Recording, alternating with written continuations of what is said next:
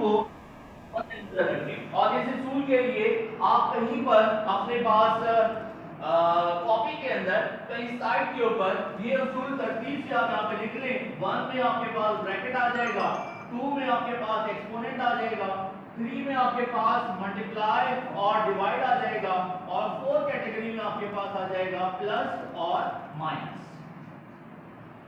ये आप ध्यान में रखेंगे, तब जाकर आपका सॉल्व करना आसान रहेगा। अलजेब्रा में हमेशा जब तक के मॉडल रूल क्लियर नहीं होंगे तब तक के लिए हमारे लिए मुश्किल जो है वो रहता है। तो लिहाजा स्टार्ट करेंगे, और स्टार्ट करने के लिए सबसे पहले हमें इक्वेशन जो है वो देखनी है।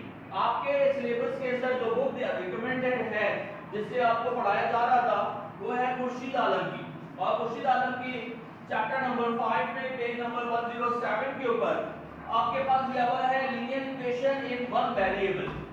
Equation in one variable, one variable, ये जो वेरिएबल का लफ्ज है ये सबसे पहले हमें क्लियर करना है। ये वेरिएबल क्या होता है? वेरिएबल यानी कि इसके अंदर चेंज आ सकता है। मिसाल के तौर पर हमारे पास यहाँ पर अगर हम बात करते हैं, जैसे इकोनॉमिक्स में आपने पढ़ा जीडीपी, ग्रॉस डोमेस्टिक प्रोडक्ट, या उसके लिए हम टर्मिनोलॉजी यूज करते हैं नेशनल इनकम। अब हम ये देखते हैं कि हमारे मुल्क में जो जीडीपी है क्या है, पिछले साल क्या था और उसके पिछले साल क्या था। तो लिहाजा हम यहाँ पे रख लेते हैं हेडिंग जीडीपी, और जीडीपी में कहते हैं कि 2018 के अंदर जीडीपी हमारा था 1.8%, फिर 2019 के अंदर हमारे पास आया -0.4%, और फिर 2020 के अंदर हमारे पास आ गया 3.9%। इसका मतलब है ये जितनी वैल्यूज हैं 1.8, 0.4 और 3.9, ये सब किसकी वैल्यूज है? जीडीपी की वैल्यूज है। इसके अंदर हर साल चेंज आ रहा है, इनकी वैल्यू में हर साल चेंज आ रहा है, जीडीपी हर साल हमारा चेंज हो रहा है। लिहाजा अब हम ये कहेंगे कि ये जो जीडीपी है ये बेसिकली क्या है? ये एक वेरिएबल है जिसमें हर साल वैल्यू जो है वो क्या करेगी? वेरी करेगी। वेरी का मतलब चेंज, तो लिहाजा हर साल इसमें वैल्यू जो है वो चेंज हो जाएगी। इसके अलावा फिर अगर हम देखते हैं number of students in a class, अब number of student in a class की अगर हम बात करें तो यहाँ पे भी हमारे पास ये वेरिएबल बन जाएगा। यानी कि एक क्लास के अंदर जो फर्स्ट ईयर की ए है इसमें कुछ नंबर्स हैं, फर्स्ट ईयर बी जो है इसमें कुछ नंबर्स हैं, और फर्स्ट ईयर सी जो है उसमें कुछ नंबर हैं। यानी कि ये जो हमारे पास नंबर ऑफ स्टूडेंट है ये एक वेरिएबल बन गया, यानी कि वेरी होने वाली चीज जिसमें हम इसे एक वेरिएबल के तौर पर यूज करेंगे। इसी तरीके से जब हम यहाँ पे अपने सिलेबस में देखते हैं तो हमारे पास इसमें मुख्तलिफ किस्म के इक्वेशन दी हुई हैं जिसमें आपके स्टैंडर्ड के अंदर दो वेरिएबल्स तक के इसमें पढ़ाया जा रहा है। दो वेरिएबल्स कैसे आएंगे?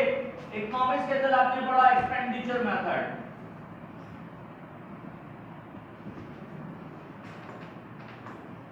एक्सपेंडिचर मेथड में मैंने आपको पढ़ाया या टीचर ने आपको पढ़ाया होगा कि y = c + i + d + x - n, ये इक्वेशन होती है।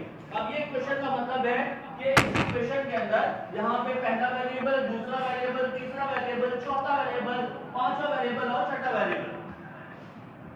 लिहाजा हम यहाँ पे क्या बात करेंगे कि हमारे स्टैंडर्ड के लिहाज से, फर्स्ट ईयर के स्टैंडर्ड के लिहाज से यहाँ पे हमारे पास सिर्फ रखा गया है y = 2, यानी कि 2 वेरिएबल्स तक की बात की गई है। कितने वेरिएबल्स की? 2 वेरिएबल्स। लेकिन जब स्टार्टअप होने जा रहा है हमारे पास लीनियर और इक्वेशन का, तो लीनियर इक्वेशन के अंदर जो वेरिएबल है वो सिंगल है।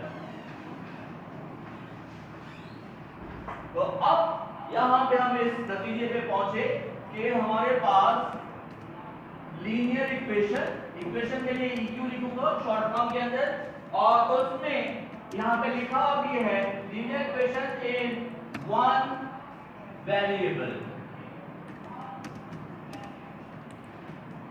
सही बेटा? अब हम सिंगल वेरिएबल से काम करने स्टार्ट कर रहे हैं, बाद में जाकर 2 वेरिएबल भी देखेंगे।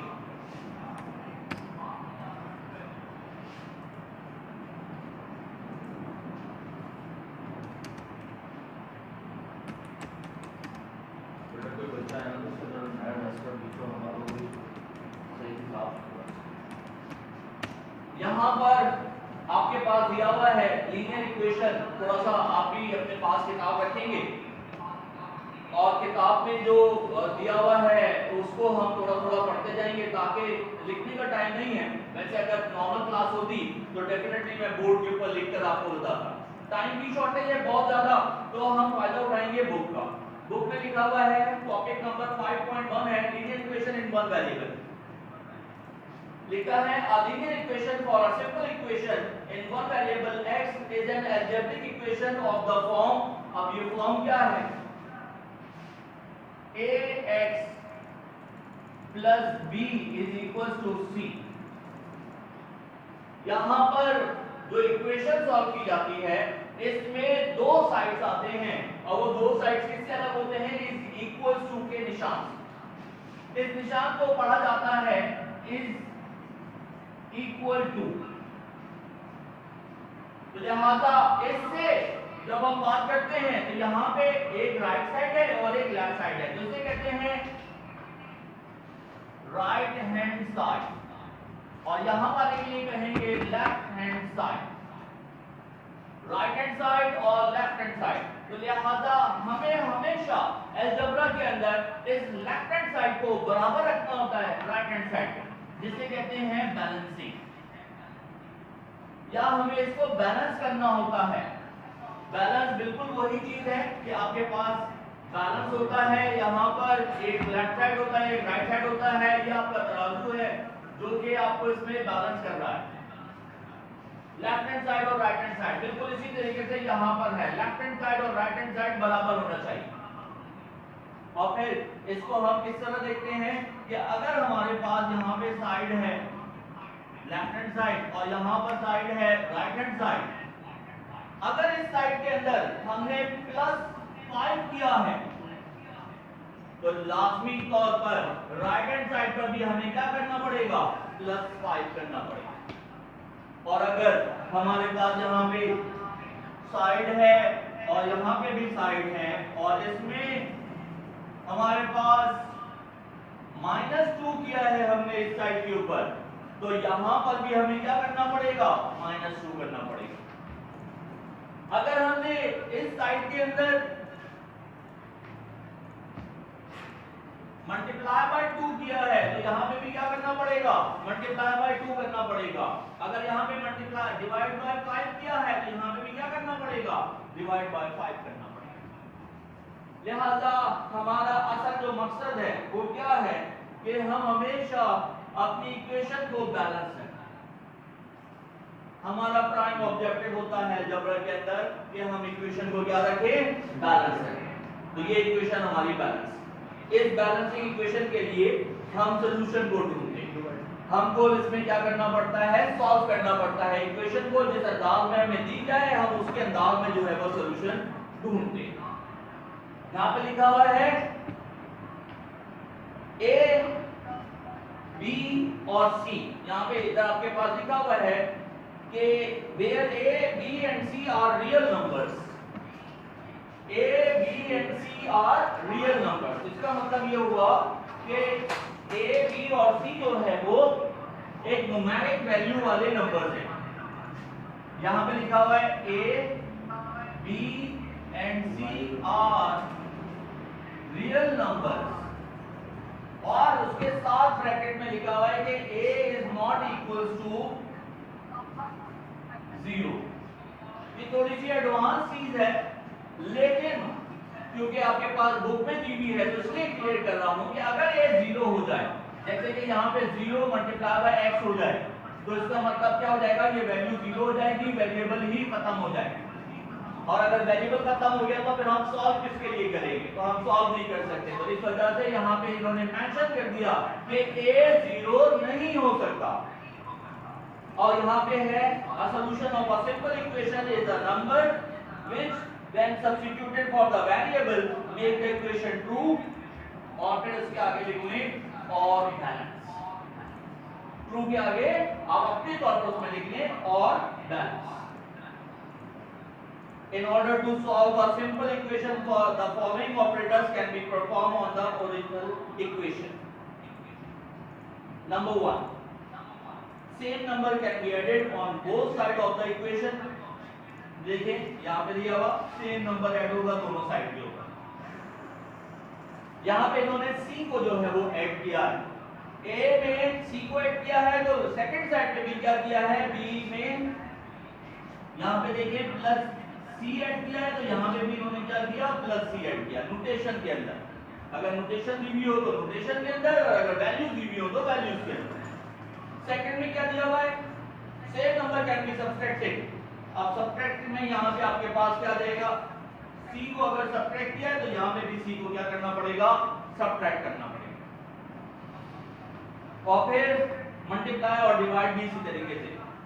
यहाँ पे आप अगर गौर करें कि a is equal to b दिया हुआ है, और यहाँ पे उन्होंने कहा है then a multiply by c is equal to b multiply by c। ये जो है मल्टीप्लिकेशन के लिए यूज होता है डॉट।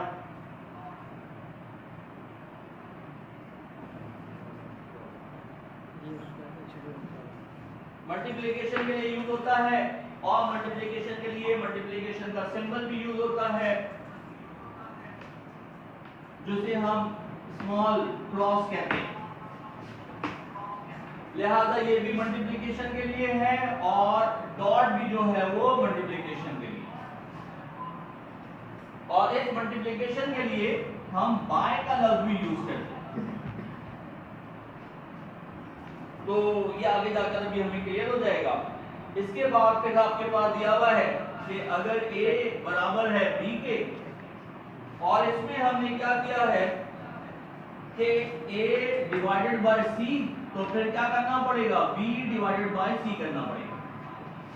ये डिवाइड का सिंबल यूज कर लें, या फिर इसकी जगह पे फ्रैक्शन जो है वो यूज कर लें, a divided by c is equal to b divided by c। इस लिहाज से ये जो बेसिक कॉन्सेप्ट है वो हमने इस वक्त देखे, और अब जो है वो हम एक्सरसाइज की तरफ चलते हैं। आपने बेटा इसको जो ना वो डस्टर को हटाने से पहले ही होगा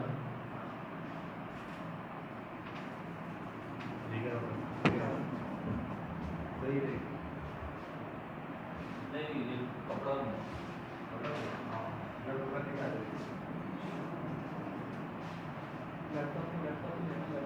लैपटॉप में दिख रहा है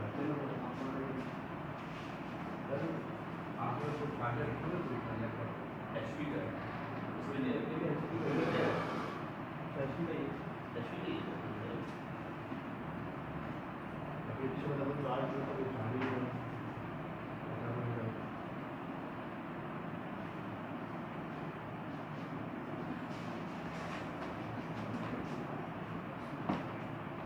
ओके। अब हम यहाँ पे देखते हैं एक्सरसाइज में दिया हुआ है सॉल्व द इक्वेशन x + 7 = 3।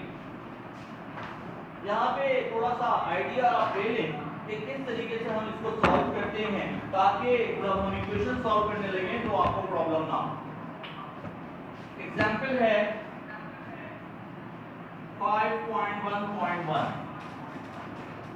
और ये दिया हुआ है x + 7 = 3। अब जब भी हमें किसी चीज को सॉल्व करना होगा, यानी कि हमारे पास = का साइन है, यहाँ पे लेफ्ट हैंड साइड है, यहाँ पे राइट हैंड साइड, हमें जो चीज फाइंड करनी होगी वो हम रखेंगे, कोशिश करेंगे कि लेफ्ट हैंड साइड पे, और जो वैल्यूज हैं कोशिश करेंगे कि वो हम राइट हैंड साइड पे रखें। ये कोशिश की बात कर रहे हैं, हार्ड एंड फास्ट रूल नहीं है, लाजमी नहीं है, लेकिन इससे हम एक पैटर्न डेवलप कर लेंगे, एक ट्रेंड बना लेंगे अपना, जिसके अंदर जो है वो हम क्या करेंगे कि एक ही तरीके से काम करेंगे हमेशा। यहाँ पे दिया हुआ है लेफ्ट हैंड साइड और राइट हैंड साइड, चेक कीजिए, ये है लेफ्ट हैंड साइड और यहाँ पर है राइट हैंड साइड।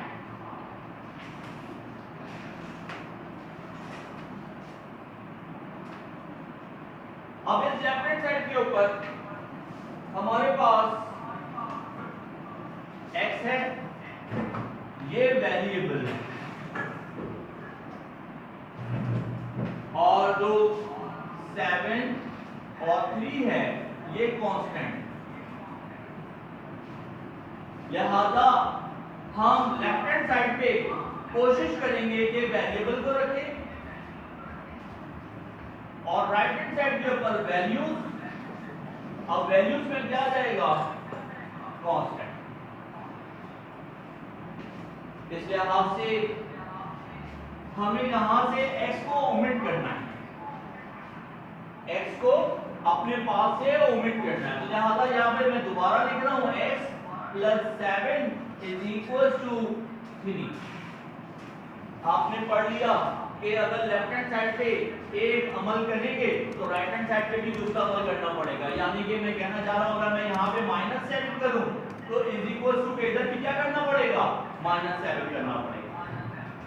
यहाँ पे 7 को हटाना है, x रखना है यहाँ पे, तो लिहाजा हम यहाँ पे क्या करते हैं? -7 के साइड पे लेफ्ट हैंड साइड पे किया है तो अब राइट साइड पे भी करना पड़ेगा -7। अब जब हमने ये माइनस कर दिया तो इसका मतलब ये हुआ कि अब हमारे पास यहाँ पे ये कैंसिल आउट हो जाएगा, ये कैंसिल आउट हो जाएगा दोनों आपस में। तो फिर बचेगा क्या हमारे पास? x बचेगा और = यहाँ पे 3 में से 7 माइनस करेंगे तो -4 आता है। इतना दूर लिखने का कोई मतलब नहीं है, तो लिहाजा इसके लिए हम क्या करेंगे? x करीब में लिखेंगे, x = -4। सही है बेटा, समझ आ रहा है?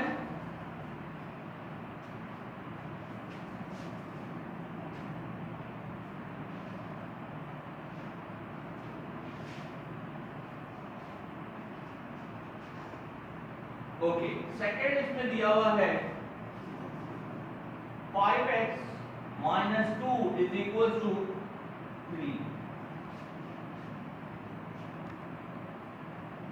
once again 5x - 2 है, इसको ओमिट करना है, यहां से हटाना है, तो उसके साथ क्या कर देंगे? +2 = एज इट इज आ गया, 3 एज इट इज आ गया और +2 यहां पे कर। तो अब यहां पे क्या बचा? 5x और यहां पे क्या आ गया? 5।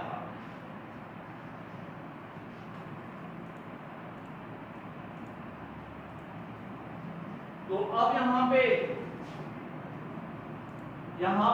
5x और यहां पे 5, अभी भी x अकेला नहीं है। अब इसके लिए हम क्या करेंगे? इसके लिए अब हम ये करते हैं कि यहां पे डिवाइडेड बाय 5 करते हैं, तो राइट हैंड साइड में भी क्या करना पड़ेगा? डिवाइड बाय 5 करना पड़ेगा। 5 और 5 आपस में कैंसिल आउट हो जाएंगे, तो यहाँ पे क्या बचेगा? सिर्फ x। और यहाँ पे 5 और 5 कैंसिल आउट हो जाएंगे तो क्या बचेगा? 1। लिहाजा x = 1। अब बेटा अभी तक समझ में आ रहा है सबको? जरा चैट बॉक्स में या थम्स अप करके बताओ।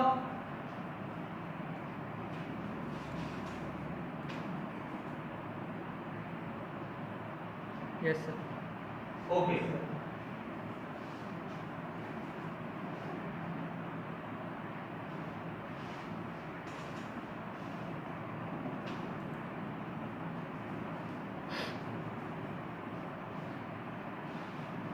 अब आ जाते हैं 5.1.3 पे। ये अभी शुरू की एक्सरसाइजेज हैं जो मैं रेगुलर करा रहा हूं ताकि आपका कॉन्सेप्ट डेवलप हो जाए, फिर उसके बाद थोड़ा हमें आगे जंप करना पड़ेगा, क्योंकि हम ऐसा नहीं कर सकते कि एक एक सवाल सॉल्व करें, क्योंकि टाइम की बहुत ज्यादा शॉर्टेज है। 2x + 5 divided by 3 = 4। अच्छा, अब जब इस तरह की सिचुएशन आ जाए तो मैं आपको सजेस्ट करूंगा कि आपने थोड़ा सा एडिशनल काम करना। स्टार्टिंग के लिए कह रहा हूं, बाद में तो डायरेक्ट कर सकते हैं काम। मैं दोबारा से ये लिखता हूं 2x + 5 डिवाइडेड बाय 3 = 4। मैं सॉल्व करने के लिए क्या करता हूं? इसको एक ग्रुप बना देता हूं, क्योंकि ये न्यूमरेटर है तो इसको मैंने एक ग्रुप बना दिया। अब आपके सामने यहां पे लिखा हुआ है, देखो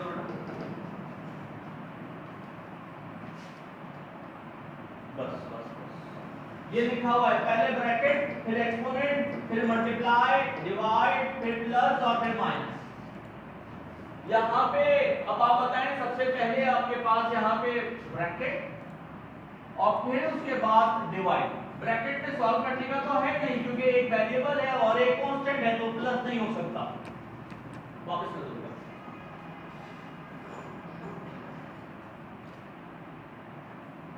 बस। लिहाजा सबसे पहले डिवाइड सॉल्व होगा। डिवाइड को ओमिट करना है, डिवाइड को हटाना है। तो अब डिवाइड को कैसे हटाएंगे? डिवाइड को ऐसे हटाएंगे कि हम यहां पर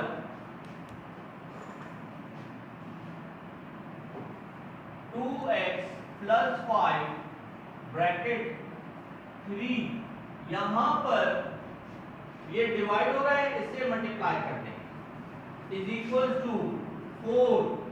यहां पे आपके पास इसको ये डिवाइड हो रहा है, यहां पे हमने मल्टीप्लाई किया है, तो यहां पे भी हमें क्या करना पड़ेगा? मल्टीप्लाई करना पड़ेगा। किससे करेंगे? यहां पे 3 डिवाइड हो रहा है, तो मल्टीप्लाई भी किससे करेंगे? 3 से। और यहां पे भी हम किससे मल्टीप्लाई करेंगे? 3 से। ये एडिशन, ये कर इसलिए रहे हैं कि जो 3 है यहां से हम ओमिट कर दें और लेफ्ट साइड पे ले आए, तो लिहाजा ये और ये कैंसिल आउट हो जाएगा।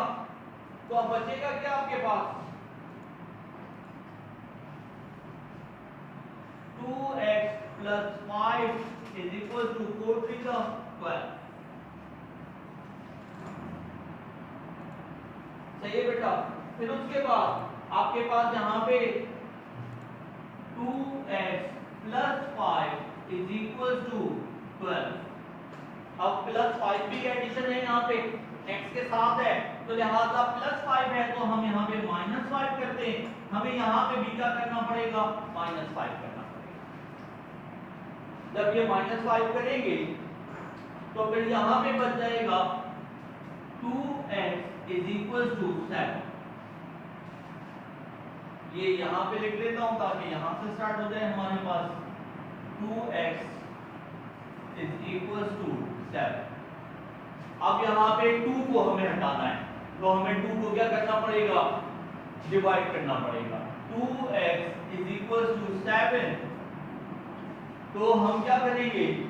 डिवाइड बाय 2 और यहाँ पे मैं डिवाइड बाय 2, 2 और 2 कैंसिल आउट हो जाएगा, तो हमारे पास क्या बचेगा? x इज इक्वल टू 7/2, और यही हमारा क्या हो जाएगा? आंसर हो जाएगा। मैं यहाँ पे रेड कलर यूज कर रहा हूँ, आपने एग्जाम में रेड कलर यूज नहीं करना है।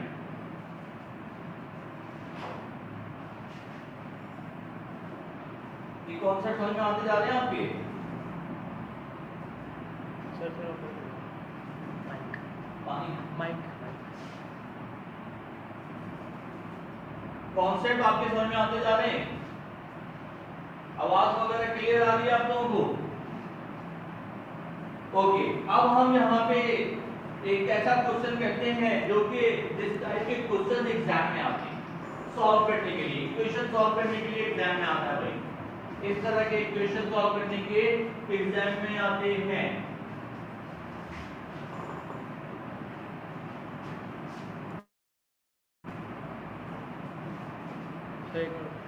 माइक पे बोलेगा, चेक करें।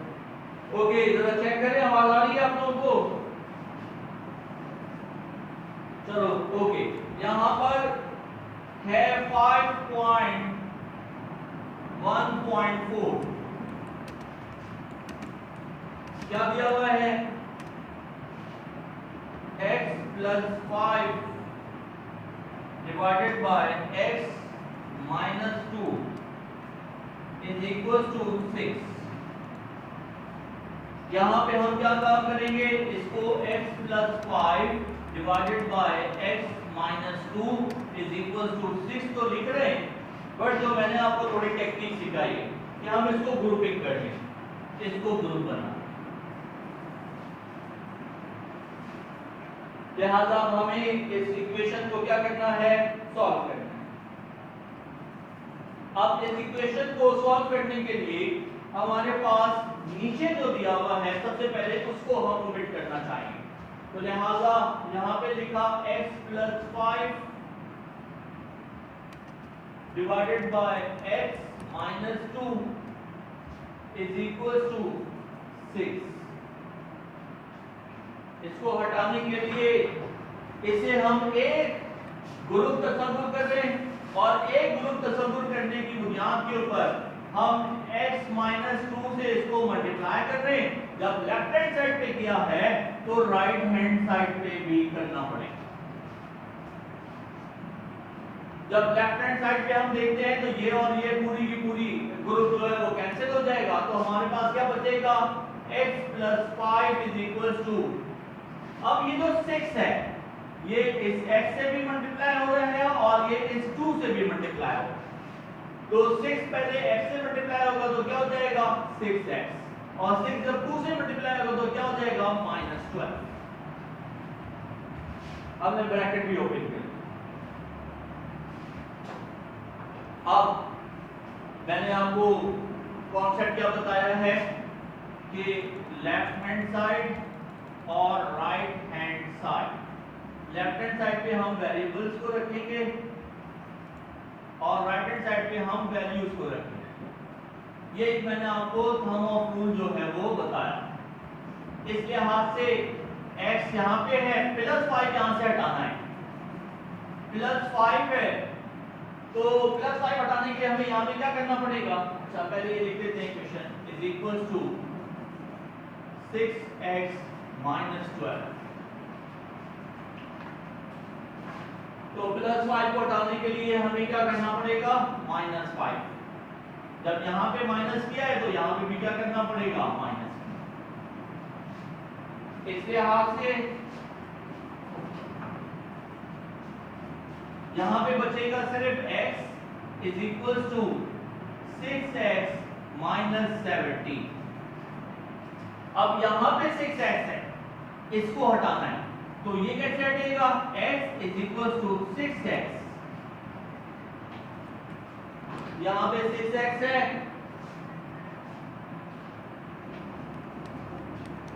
तो प्लस में है तो यहाँ पे -6x करना है। जब यहाँ किया है तो यहाँ पे भी करना पड़ेगा -6x।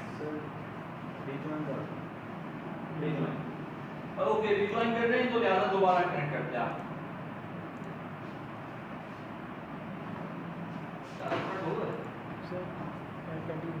जी सर हो गया तुम करो हाँ ओके। यहाँ पर अब ये जो वैल्यू है -6x, फिर यहाँ पे आ जाएगा -17। -17 के अंदर अब ये हमारे पास देखें तो ये कैंसिल आउट हो जाएगा, तो अब यहाँ पे बचा -6x + x = -17। -6x + x तो बचा -5x = -17।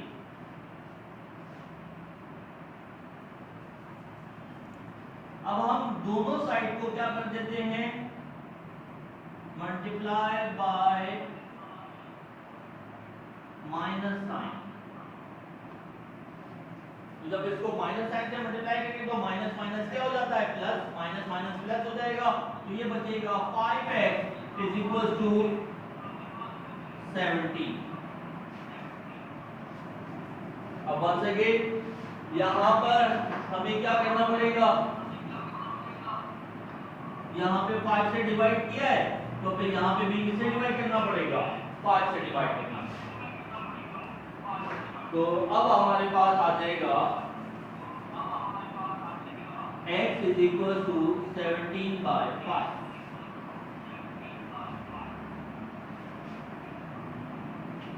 सही बेटा ये सॉल्व हुआ है। थोड़ा बहुत मैंने क्या किया इसमें एडिशन करके आपको बताया ताकि आपको ये चीजें जो है वो आसानी से समझ में आ जाए।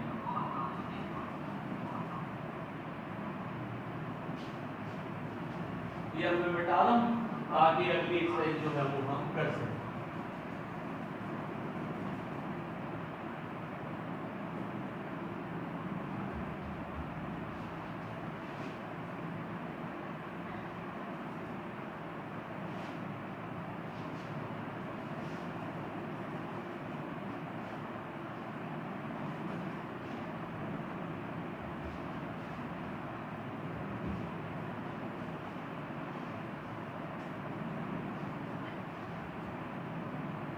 5.1.5 2019 में से मिलता जुलता सवाल आया, मिलता जुलता है, ये वाला नहीं है, लिहाजा भी मैं वो करवाऊंगा।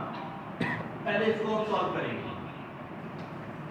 x minus 1 divided by 4 minus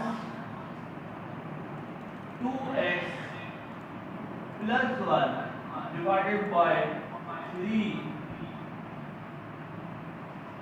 is equal to x minus 2।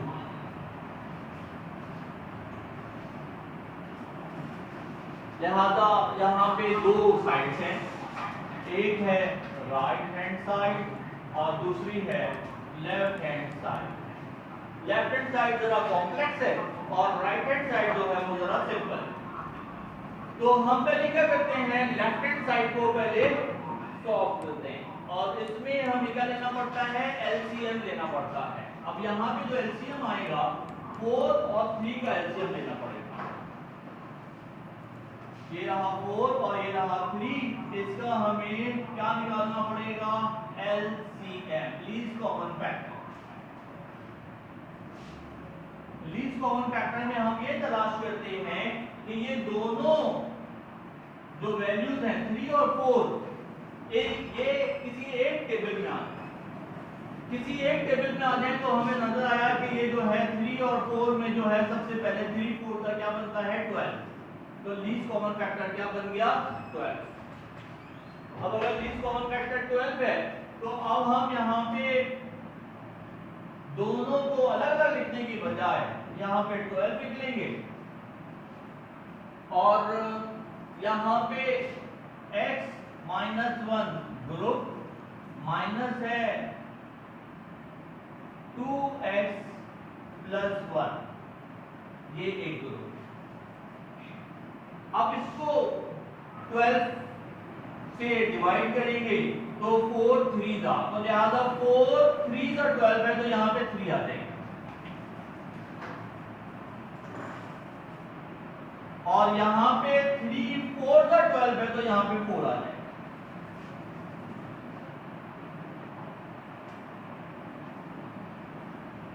सही है बेटा। तो ये और फिर इसके राइट हैंड साइड के ऊपर हमारे पास सिंपल जो इक्वेशन चल रही है वो क्या है, x अपॉन 2। इसको ओपन कर लेते हैं। 3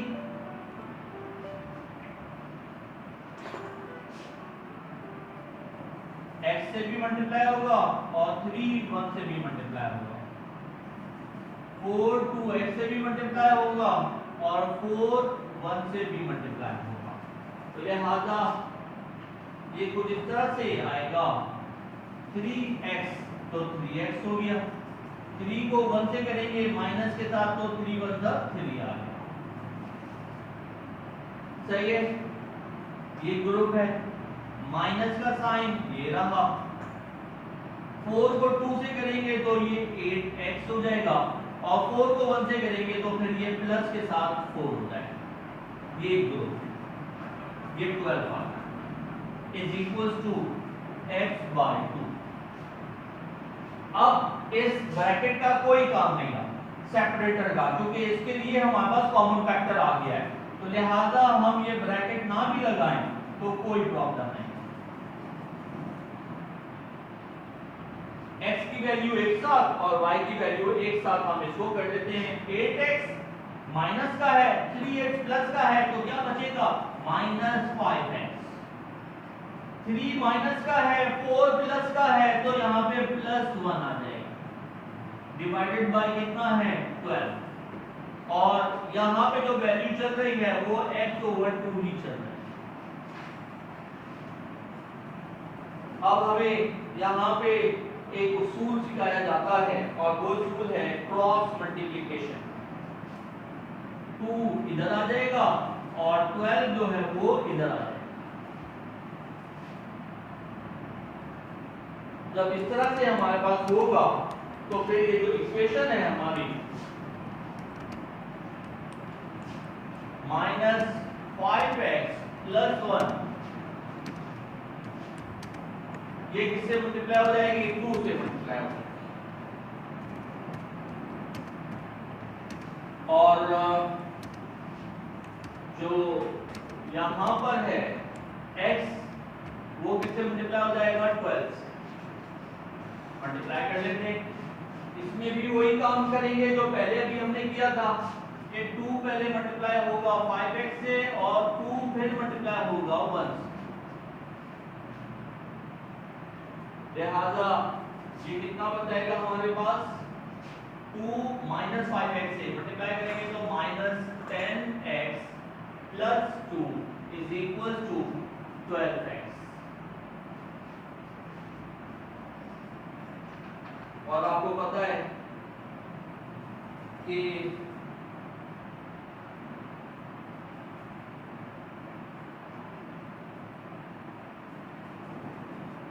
अच्छा जी हमने गड़बड़ कहाँ पे की है। अच्छा जी ये प्लस था, ये माइनस है, ये प्लस है, तो यहाँ पे क्या आ जाएगा -4 आ जाएगा। -4 -3 तो ये +1 नहीं रहेगा बल्कि ये -7 हो जाएगा। तो यहाँ पे जो दिया हुआ है वो क्या दिया हुआ है -7 और फिर 2 7 से मल्टीप्लाई होगा तो -40।